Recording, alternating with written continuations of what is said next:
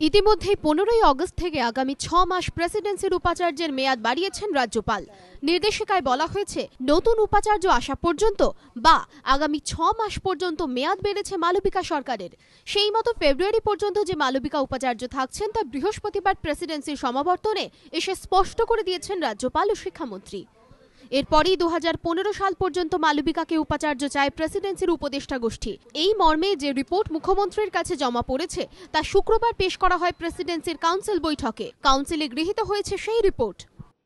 আমরা যা সুপারিশ করেছি সেটা কাউন্সিলও গ্রহণ করেছে।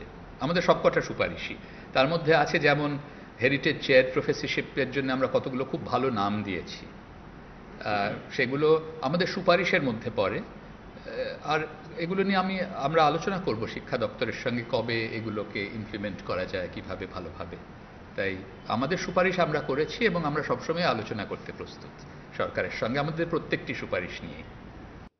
এদিনের কাউন্সিল বৈঠকে আরও সিদ্ধান্ত হয়েছে, উপাচার্য ও তাঁর গঠিত কমিটি তৈরি করবে প্রেসিডেন্সি বিধি। উপদেষ্টা গোষ্ঠী সাহায্য করবে বিধি তৈরিতে।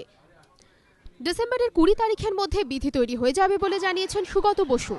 কিভাবে আগামী দিনের প্রেসিডেন্সিতে ছাত্র সংসদ নির্বাচন হবে, board of studies, faculty council সহ একাধিক শাখার বিভাজন কেমন হবে তা স্পষ্ট হবে বিধিতে।